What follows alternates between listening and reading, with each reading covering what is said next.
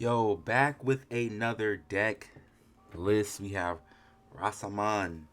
Um, at the end of the video, I do have some gameplay footage of me playing against Imperial Dramon and spicy list, spicy list. But this is the Rasenmon list, and I'm gonna show you what it does. All right. First we're running these Digitamas. These are the ones that actually, if you have 6,000 DP or more, you get to draw a card. These are actually really strong. Keep drawing your pieces. These are just the draw power of the deck. And going into this one, you can actually, while you have a tamer in play, you get extra DP, and that's actually what you really want, to have some type of extra small amount of just DP just to get over some plays, and show you that in a minute. Agumon Expert, I think this is decent. I've been testing this out for a little bit. You can definitely switch this up to a couple of other Agumons. There's a few other ones that you can switch it up to, but this is definitely a flex spot. But you can actually just recycle some of your Agumons back into your hand off of certain plays. But this is pretty decent. Going on to the next one. This one is the real the top three, and you get the Greymon or Omnimon. So let's not forget that you get to get an Omnimon in your hand. I've been testing out a few little Omnimons, but they're just a techie flex spot too in this deck list. But you do get to get the Omnimon and the Greymon. I wish you can get like Burning Greymon, because it's actually a hybrid, and those are really important. But you just can't grab the Burning Greymon. That sucks. But anywho, that's that. This Agumon actually allows you to grab a tamer or a Digimon with Agumon in his name. This is decent too. This is another kind of like flex spot too, but I think I'm running a decent amount of tamers in this list, just to be able to grab and actually see those, and Agumons as well.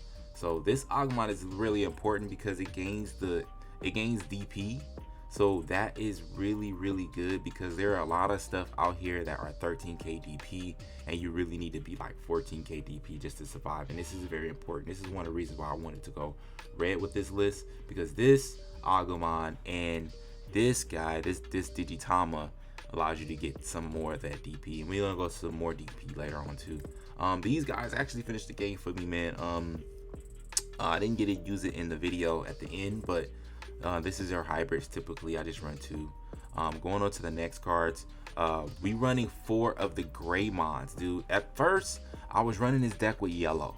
I was running this deck with yellow, and I noticed that I get to check 2 with yellow. With one of the Angel Mons allow you to check 2 if it's purple on top of it.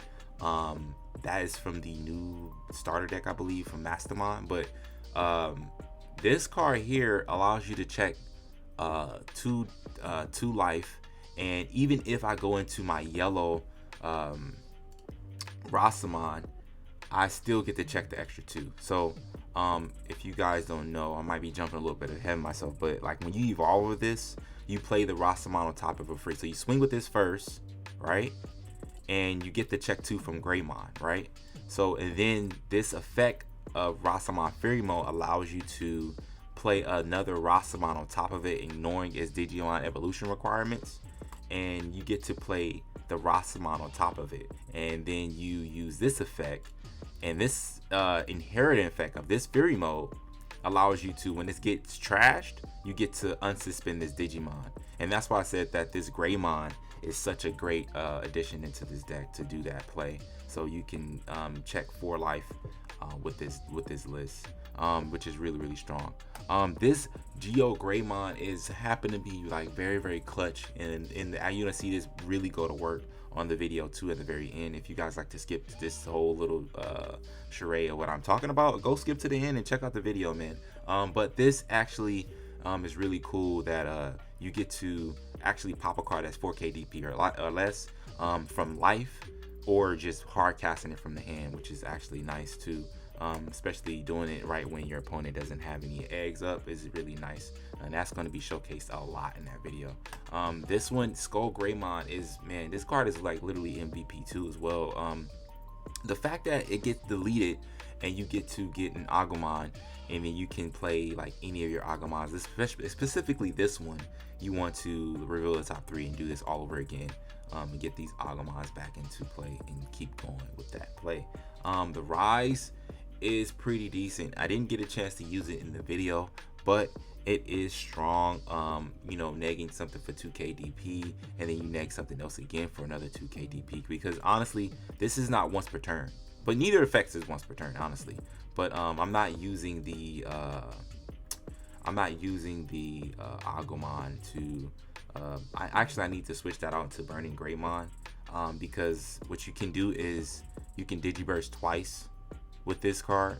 If you play Burning Greymon on top of another level 4, you can do that, and then you can go into the Rise Greymon, and then you can use this effect twice. The Digiburst effect was what I'm talking about. So you can Digiburst 2 times and play 2 Tamers if you have that many Tamers. If you have that many Tamers, I don't think I run enough to play like 2 Tamers all at once and see that many.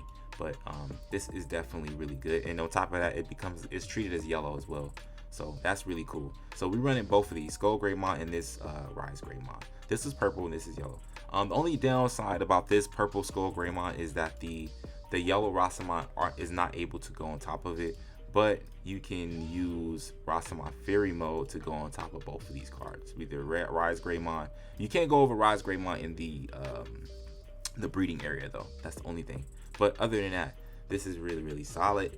Really solid. I haven't really had an issue with these being played out like that.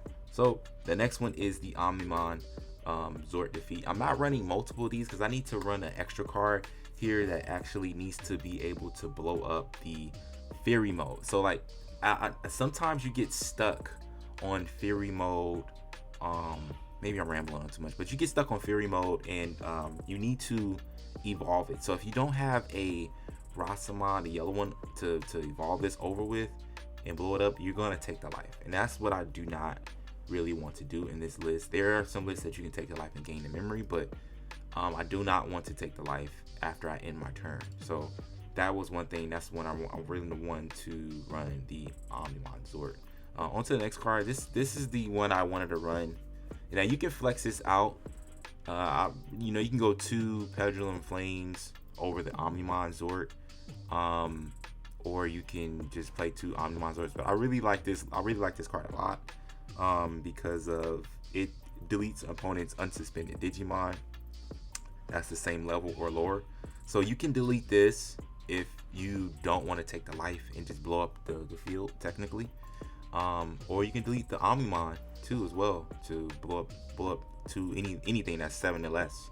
You know what I mean? So that's really good, unless you have like Skull Greymon out and you can blow it up Omnimon. But those are some of the plays, and rerunning tie for the draw and memory gains, and the extra. I'm running this because this gives you 2k DP. A lot of times Rasenmon Fury mode dies from that chain, so you do not want to let him die. So this will get plus 2k. So it says when you attack a Digimon with Gamamon in his name, or is a level 5 or higher, you can suspend this tamer to have one of your Digimon get 2000 DP for the turn. So you definitely can have Rasenmon to be 15k. That way you can't be touched by almost nothing, period. So that's one of the reasons why I wanted to run this tamer. So that is that. And then we know the Nakia actually plays like your Agumon on play, and then you get to reduce the cost of any of your Greymons that you evolve for on top of whatever other card that you have. So it won't work for Fury mode. We just have to evolve those in the back. But that is the list, guys. That is the list, and this is the full list. Tell me what you think. Again, subscribe, and as always, peace.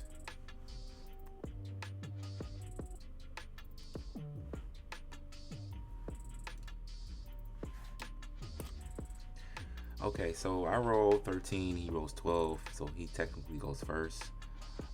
Here was a little situation where I was trying to do something before I pulled my cards. He already started, and I needed to mill my hand. So I ended up milling my hand and telling him like, hey man, give me a second, I need to mill my hand.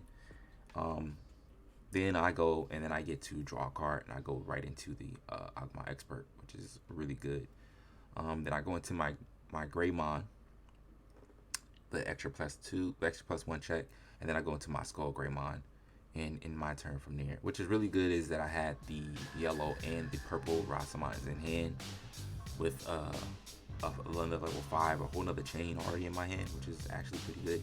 So he plays as Davis, looks out the top 3, and gets the green and blue Digimon, which is fine. I go into my Rasenmon and just return a favor and give him 3. Oh man, look at all these 3s in my hand now. Oh, it's great. Now what he does is I believe he moves up from here, and he pretty much goes for the swing. I was thinking if he swung into a Greymon that comes from the security and plays it, I would just blown up this his Digimon because it's 4,000 DP or less. But that didn't happen. But I have him in my hand. It's like But anyways, he plays his 3v mon. Look at the top 4 and get a free card. And then from here, he plays out the Mordecai Betamon. And I move up my Rasenmon, and I'm like, oh, he's 3 cards on board. Let me swing out these and pull them up. So I swing, play the yellow Rasenmon on top of him for free. And I remove some Digimon to blow up his level 3 Emons. Unfortunately, it doesn't say each one for Rasenmon. It's only just one particular one at a time, so that sucks. I wish it could like spread damage, but it doesn't spread damage. That'd be so easy to do. But so I checked Sec 2. That comes down 14k, so there's nothing that's gonna touch me right now in life. And I hard cast this, and my mistake was he gave me 3 memory, and I gave him 6 memory, so he took and ran with that. I was like, all right, cool, that was my mistake, giving you 6 memory. I should have just gave you 3, but off of the Greymon play blow up, but he didn't have an egg up, so that was just a solid play and safe play either way, unless he had a hybrid to come from the Davis and then go into like a level 5 or something like that. But what he ends up doing is using Mega Death to blow up my card, or put my card back into my hand, my Rasenmon back into my hand. And from here, I just go up the chain again, play a 3, and then go into another Greymon, and then swing first before I just pass the turn over. And go into Skull Greymon. So what's really strong about Skull Greymon is that he can get to play, if he gets deleted, he gets to play another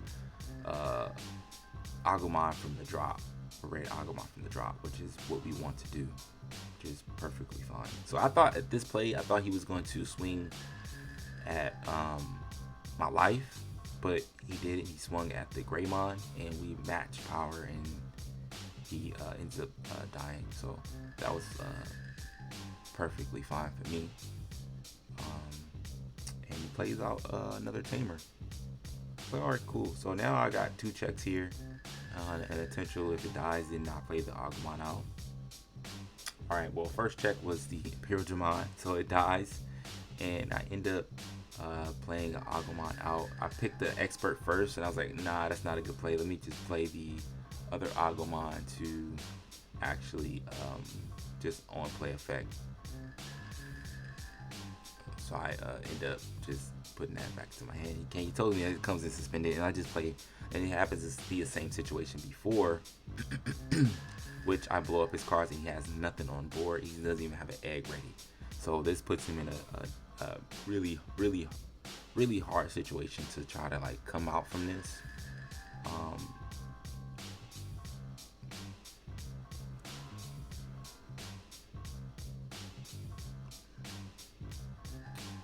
And he hard plays this, and this should be GG's from here.